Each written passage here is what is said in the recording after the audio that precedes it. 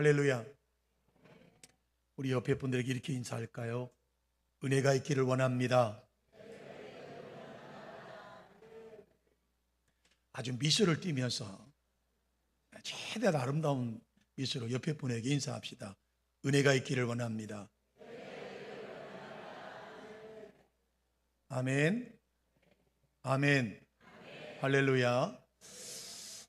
제가 지난 시간에 로마 교회에 대해 소개를 드렸죠. 로마 교회는 무명의 성도들이 세워진 교회가 로마 교회라고 말씀을 드렸어요. 한국에도 소래교회가 무명의 성도들에 의해서 교회가 건축되어졌죠.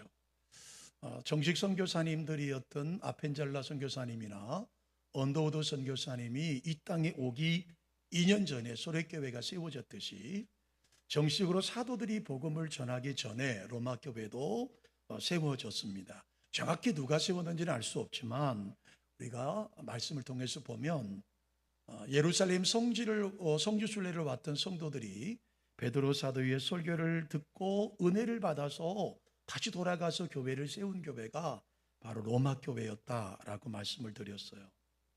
그 로마 교회를 바울 사도는 그렇게도 가보고 싶었습니다. 정말 간절히 간구했고 가보고 싶었어요. 근데 아직도 가보지 못했어요. 그리고 이제 마지막 3차 전도 여행 때 겨울에 바울 사도는 고린도 교회에 3개월 동안 머물면서 그렇게도 가고 싶은 로마 교회에 서신을 하나 보내고 있죠. 그 서신을 로마서 16장 22절의 말씀에 보면 아마 바울 사도가 심각한 사단의 가시, 그것이 아마 안질, 눈에 시력적인 문제가 있기 때문에 바울 사도가 구술을 했고 말을 했고 그것을 더디오라고 하는 제자가 이제 대피를 해서 그 서신을 누가 가져갔느냐 하면 겐그리아 교회의 여자 집사님이었던 베베 집사님을 통해서 바다를 건너고 육진을 건너고 그렇게 가서 도착된 것이 바로 이 로마서라고 하는 것이죠.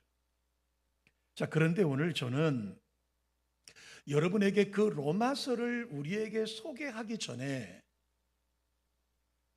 이 로마서를 기록하는 바울 사도의 마음을 함께 저와 여러분이 나눴으면 좋겠습니다. 우리 다 같이 1절의 말씀을 함께 나눠보실까요? 1절입니다. 함께 한 목소리를 읽습니다. 예수 그리스도의 종 바울은 됐습니다. 그 다음에 읽으실 거 없어요.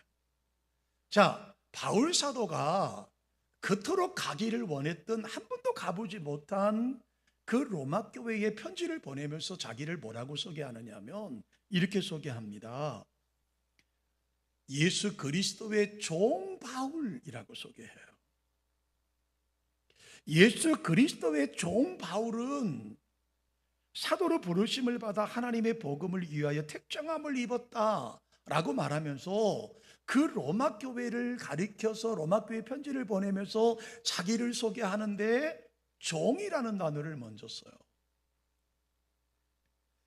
내가 택함을 받았다, 내가 사도다라는 말보다도 먼저 자신을 소개하는데 나는 종입니다.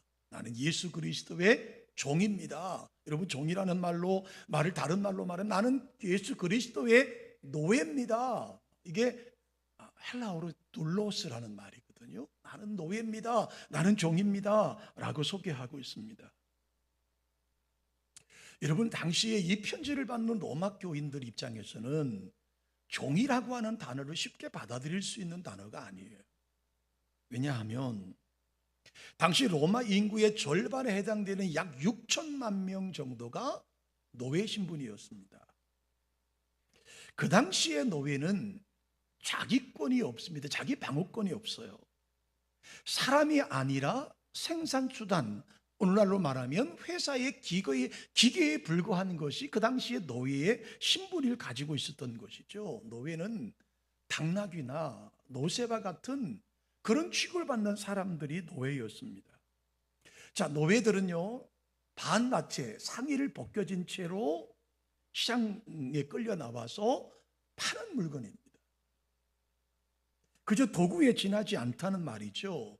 노예들은 다 귀걸이를 하고 있었습니다. 오늘날의 귀걸이처럼 아름다움을 상징하는 것이 아니라 그 귀에 걸린 고리에는 자기의 주인의 이름이 달려 있어요. 나는 종이다, 나는 노예다. 그 표시가 귀걸이였다라고 하는 것이죠. 노예는 자기 이름이 없습니다. 노예는 죽지 못해 사는 인생입니다. 노예는 자기 생각이 없습니다. 자기 의지가 없습니다. 자기 계획은 더더욱 물론 없습니다. 자기 꿈을 꿀 수가 없습니다. 아무도 자기를 보고 나는 노예라고 말할 수 있는 그런 자리가 아니라고 난 얘기입니다. 여러분, 과거에 노예로 살던 사람들이 기회를 받아서 자유인이 될 수 있어요. 근데 여러분, 자유인 된 사람이 과거 내가 노예였습니다, 내가 과거의 종이었습니다 라고 말할 사람이 누가 있었겠느냐고요. 그런데 당시에 바리새인 중에 바리새인이었고, 시브리인 중에 시브리인이었고, 유대인 중에 유대인이었고, 예루살렘의 가말리엘 문화생에 자랐던 대석학자였던 그 바울이 자신을 가리켜서 나는 종입니다, 나는 노예에 불과합니다 라고 로마 교회에 편지를 보내고 있다라고 하는 겁니다. 왜 그렇게 말했을까요? 왜 그렇게 표현했을까요? 어쩔 수 없어서? 강요에 의해서? 아니에요.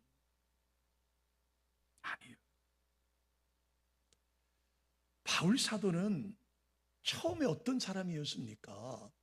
스데반 집사님을 돌로 쳐 죽이는 자리에 증인을 섰던 사람입니다. 먼 나라, 먼 땅에 있는 다메섹에 가서 예수 믿는 사람을 잡아다 체포해서 돌아오기를 간절히 바랬던 그런 사람입니다. 예수 그리스도라는 이야기만 들어도 경기하던 사람이었습니다. 정말 싫어하던 사람이었습니다. 그러던 그가 다메섹 도상에서 예수님을 만나죠. 그렇게도 증오하던 이름, 그렇게도 싫어하던 이름, 그렇게도 미워하던 그 예수를 그는 다메섹 도상에서 만납니다. 그리고 인생의 터닝 포인트를 경험하고 인생의 사고가 완전히 바뀌어버립니다. 과거 예수님에 대한 증오가 깊었던 것만큼 그 만난 예수님에 대한 열정과 애정과 사랑이 녹아져 있는 단어가 바로 나는 예수 그리스도의 종입니다 라고 하는 말이에요. 여기에는 바울의 열정과 이 단어에는 바울의 사랑과 바울의 감격이 그 속에 들어가 있는 거예요. 자, 2절을 다시 한번 또 보실까요? 한 목소리로 2절의 말씀을 읽습니다. 이 복음은 하나님이 선지자들을 통하여 그의 아들에 관하여 성경에 미리 어떻게 한 거예요? 약속한 것이다 라고 이야기합니다. 다메섹 도상에서 환상 중에 만난 예수가 아니라 그 예수는 이미 성경에서 확인된 예수 그리스도의 종이라고 자신을 소개하고 있는 거예요. 자, 3절에서 로마 교인들에게 예수님을 혈통적으로 얻는 다윗의 후손으로 태어나셨다. 그리고 성결의 영으로는 하나님의 아들로 인정되신 분이다. 자, 여러분, 바울은요 주님의 강권적인 역사로 주님을 만나지 않습니까? 강권적으로 끌려가는 겁니다. 자원하지 않았습니다. 자기의 의사와 관계없이 부활하신 그리스도께서 자기에게 나타나신 거예요. 그런데 시간이 지났습니다. 시간이 지났어요. 아라비아 사막에서 3년 동안을 살았고요, 다스에 있던 바나바가 그를 인도해서 안디옥 교회에서 목회를 경험했고요, 1차 전도 여행과 2차 전도 여행과 3차 전도 여행을 통해서 그가 발견한 예수는 어떤 분이시냐면 바로 예수 그리스도, 이미 성경에 약속된 메시아가 바로 이분이라는 사실을 이제는 발견하게 된 것이죠.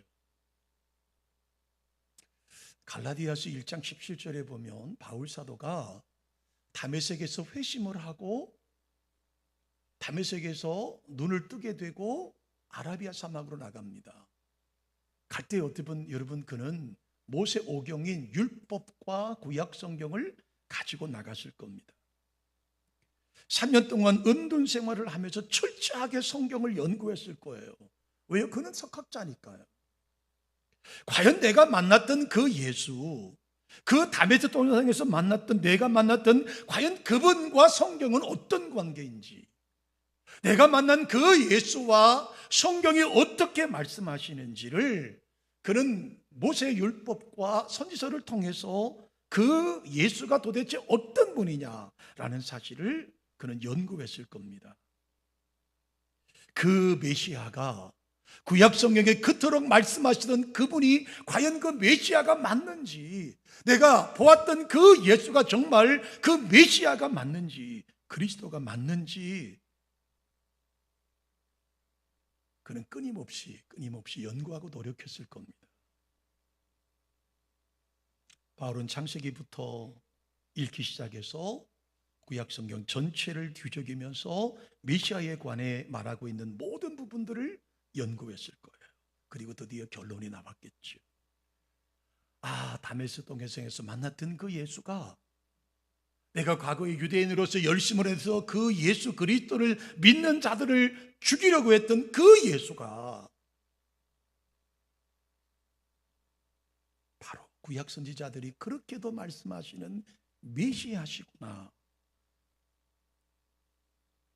예수 그리스도, 그분이 바로 그리스도시구나. 그분이 바로 메시아였구나라는 사실을 그는 성경을 통해서 알게 된 것이에요. 그는 과거 예수 그리스도를 이단의 괴수라고만 생각을 했습니다. 아니, 미친놈으로만 바라볼 수밖에 없었어요. 그런데 이제 부활하신 예수님을 만났겠다.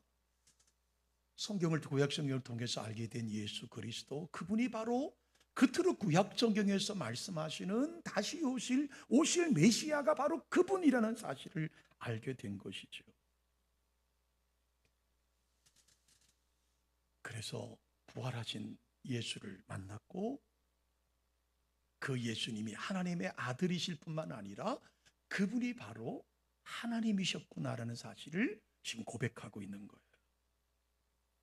여러분, 이 사실을 발견한 바울 사도는 얼마나 감격스러웠을까요?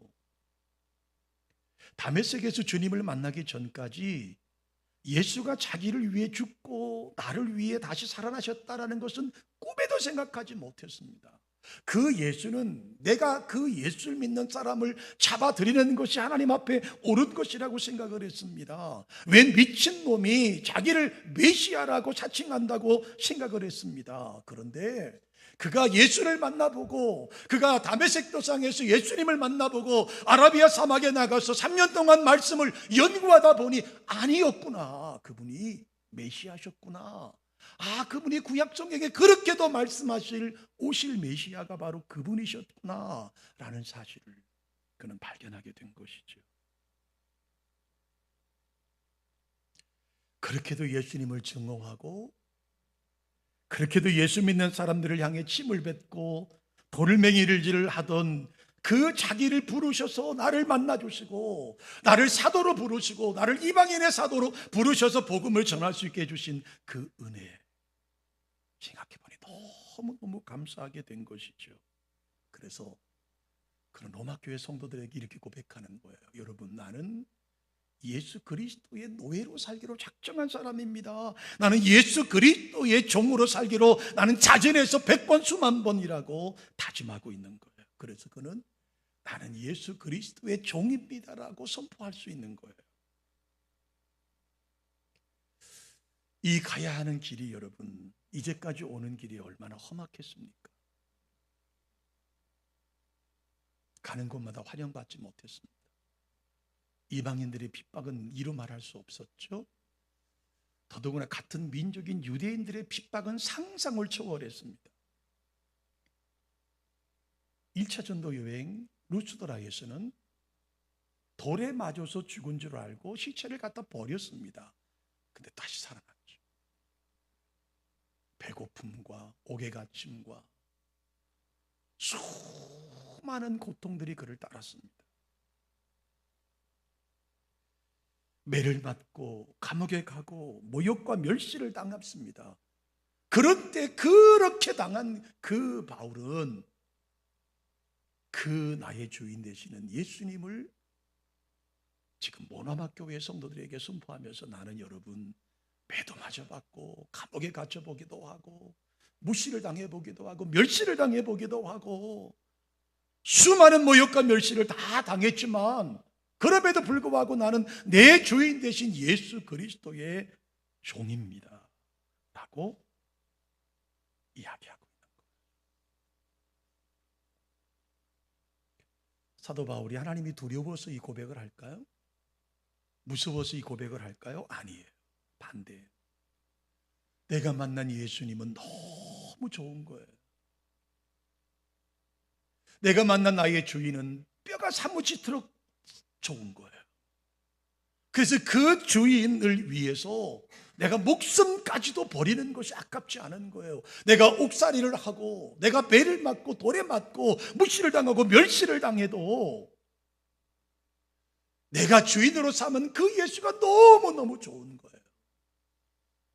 사랑하는 우리 드림가족 여러분, 누가 행복한 사람일까요?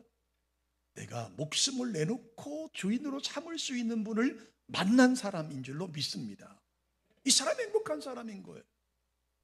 내 남은 생애가 예수 그리스도로 말미암아 설령 내가 고난을 당한다 할지라도 고통을 당한다 할지라도 아픔을 당한다 할지라도 내가 만난 예수가 내 주인이 되어 주시면 나는 행복할 수 있다라고 고백하는 겁니다. 여러분, 옆에 분에게 이렇게 한번 고백하십시오. 당신은 주인이 아닙니다. 왜 아멘을 안 하십니까? 여러분, 우리는 주인이 아니에요. 우리가 뭔가를 할 수 있다고 착각하지 마시라고. 우리가 주인이 아니에요. 어차피 우리는 주인이 아닙니다. 그렇다면 제대로 된 주인을 만나야 되는데 그 제대로 된 주인을 만나야 행복하지 않겠습니까? 여러분, 종이라고 하는 말은, 이 노예라고 하는 말은 바울만 사용할 수 있는 단어가 아닙니다. 목사님과 선교사님과 무슨 교회 중직자들만 쓸 수 있는 말이 아니라 우리 모두는 다 종인 거예요. 그래서 옆에 분에게 다시 한번 고백하세요. 당신은 종이 아니라 주인이 아니라 종입니다. 아멘. 아멘이시죠? 자, 오늘 우리 후반기에 새 가족들이 여기 계십니다. 물론 이분들 중에는 다른 교회에서 이사를 오셔서 우리 교회 등록하신 분도 계십니다. 그리고 일평생 동안 처음으로 교회라고 하는 것을 우리 교회를 발디디어서 오신 분도 계십니다. 그분은 과거에 믿던 그 신앙에 너무 열심히셔서 불교대학을 우수한 성적으로 졸업하신 분도 계십니다. 그것이 진리인 줄 알았습니다. 그것이 내 삶의 전부라고 생각했습니다. 그러다가 이곳에 와서 예수님을 만났습니다. 그리고 신앙교육을 했고 오늘 정식으로 드림 가족이 되겠다고 하는 성도와 하나님 앞에서 서약하는 날이기도 합니다. 여러분, 가만히 생각해 보세요. 여기 교회가 하나님이 정말 좋아서 찾아오신 분이 계신가요? 여러분, 제 과거를 다 아시죠? 저는 목사님 딸이 너무 예뻐서 교회를 간 사람이에요. 어떻게 좀 사귀어 볼까 싶어서. 그래서 교회를 나가는 날부터 얼마나 열심히 했는지 모릅니다. 새벽 예배를 교회에 나가는 날부터 시작했습니다. 학생들은 가지 않는 금요기도회도 참석했습니다. 목적은 오직 하나였어요. 목사님의 눈에 띄어야 목사님 딸을 사귈 수 있다. 오직 그 목적 하나였습니다. 그러니 얼마나 열심히 했겠습니까? 저희 시골집이 예전에는 다 푸세식 화장실이잖아요. 아버지가 푸세식 화장실을 풀 때 아버지를 도와서 한 번도 펴본 적이 없습니다. 전 고등학교 2학년 때 여러분, 교회 세 칸 되는 화장실을 제가 펐습니다. 목적이 하나님이 좋아서가 아니라 뭐가 좋아서 그랬을까요? 그렇게 교회 나온 거예요. 그것이 전부라고 생각했습니다. 그런데 신앙생활을 하다 보니 예수님이 너무 좋은 거예요. 할렐루야. 그래서 신학을 간 거고요. 그리고 목사가 된 거고요. 그 기쁨이 너무 감사해서 여기까지 올 수 있었던 거예요. 자, 제가 새벽 예배 때 한번 말씀을 드렸어요. 처음에 제가 정관에 개척을 온다 그럴 때 다 반대했습니다. 한번 해봐라는 사람은 아무도 없었습니다. 그도 그럴 수밖에 없는 게 교회 건물이 없죠, 땅이 없죠, 예배드릴 공간도 없죠. 우리 이든희 장로님 사는 주택 안방에 조그마한 방에 앉아서 대여섯 명이 아니면 꽉 차는 그 방에서 개척을 해야 돼요. 제 친구들도 우리 집사람 처가 교회 목사님도 다 반대하셨어요. 제 아내도 반대했습니다. 당신은 지금 목회할 게 아니라 공부할 사람이 대학원 마쳐야지, 공부해야지, 지금 가서 개척할 문제가 아니야. 예, 제 아내의 말이 틀린 말이 아니었죠. 공부해야 돼요. 그런데 제 마음에 불타는 마음이 있었어요. 개척을 해서 하나님의 교회를 세워서 하나님 백성들에게 예수님을 전하고 싶었어요. 여러분, 출발의 첫 번부터 그렇지 않았다니까요. 그런데 여러분 보세요. 우리의 신앙이 대부분 그렇습니다. 때로는 사업에 실패해서 오신 분이 계십니다. 몸에 병이 찾아와서 오신 분이 계십니다. 다 여러분 하나님이 좋아서 오신 분은 여기 아무도 없어요. 다 사연 때문에 교회를 나오시는 거예요. 자, 그런데 바울도 마찬가지죠. 내가 주님을 만나고 싶어서 만난 게 절대로 아닙니다. 주님이 찾아오셨어요. 내가 주님 한번 뵙고 싶다고 간절히 사모한 것도 아니에요. 그런데 하나님이 주님이 찾아오셨어요. 그리고 변화된 거죠. 그리고 그 예수를 내 생의 주인으로 모신 순간부터 그 다음에 매를 맞아도 기쁘고요, 감옥에 가져도 기쁘고요, 복음 전하는 것이 너무나 행복했던 것이죠.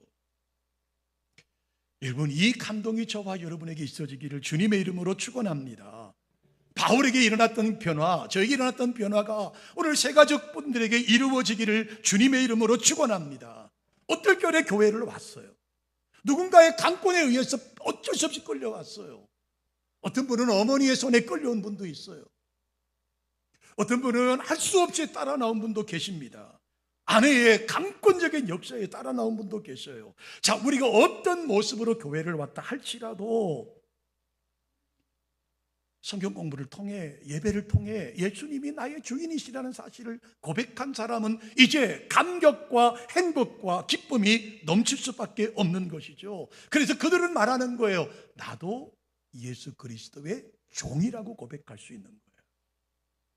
이 신앙의 고백이 오늘 우리 새가족부와 그리고 저와 여러분에게 있어지시기를 주님의 이름으로 축원합니다. 자, 그렇게 고백하는 우리가 이 땅을 살아가며 세 가지를 다짐해야 돼요. 첫 번째, 따라해 보실까요? 나는 주인이 아닙니다. 좀 큰 소리로 하세요. 왜? 뭐 억울하십니까? 다시요. 나는 주인이 아닙니다. 아멘. 아멘 하십시오. 우리 영상실 다 녹음해가지고 나는 주인이 아니에요. 자, 두 번째 따라하세요. 내 것은 아무것도 없습니다. 아멘이시죠? 자, 세 번째, 그러므로 나는 내 마음대로 살 수 없습니다. 아멘. 아멘이시죠? 왜요? 여러분, 내 마음대로 되는 게 있던가요? 내 건강을 내 마음대로 할 수 있던가요? 여러분, 내가 살아가지만 내 속의 장기와 내 속에 있는 모든 것들을 여러분 관리할 수 있어요? 없습니다. 여러분의 자녀가 여러분이 원하는 대로 되던가요? 안 됩니다. 여러분 지금 가지고 있는 재산, 뭐 아파트든 땅이든 차든 여러분 시간 지나면 다 남의 것이 되는 거예요. 내 것이 아니에요. 그러므로 여러분, 우리 세 가지, 나는 주인이 아닙니다. 내 것은 아무것도 없습니다. 그러므로 나는 내 마음대로 살 수가 없습니다라고 하는 이 신실한 고백을 하는 자가 예수 만난 기쁨과 감격을 누릴 수밖에 없는 거라는 겁니다. 여러분, 내 것이라고 믿고 사는 사람과 나는 아무것도 아니고 내 주인은 하나님이라고 믿고 사는 사람의 삶은요, 어마어마한 차이를 가질 수밖에 없는 거예요. 세상은 우리를 향하여 이 삶을 요구하고 있습니다.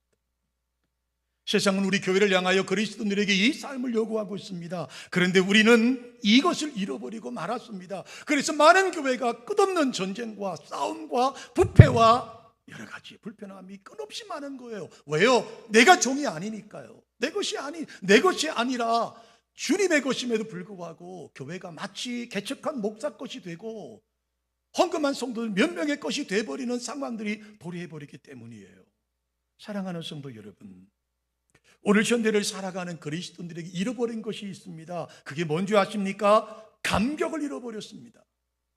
예수님 한 분이면 만족하겠다고 하는, 예수님이 내 삶의 주인이면 된다고 하는 그 삶을 잃어버리고 말았어요. 말씀을 전하는 이 목사인 우리부터 이 감격을 잃어버리고 말았습니다. 신학을 공부할 때 하나님, 나 시골 가도 상관없어요. 나 하나님 보내시는 아골국적 빈들에도 가겠다고 눈물을 흘리며 기도했어요. 그런데요, 막상 그런 교회가 나면 아무도 가려고 하지 않아요. 조건을 따지고 평안한 걸 따지고. 여러분, 감격이 없으면 목회할 수 없습니다. 감격을 잃어버리면 교회를 섬길 수 없어요. 여러분, 감격이 내 속에 뜨거움이 없으면 어떤 것도 이룰 수 없어요. 오늘 저는 이 로마서를 1장을 읽으면서 다시 한번 내 속에 감격이 있기를 소망합니다. 내 속에 열정이 있기를 소망하는 거예요.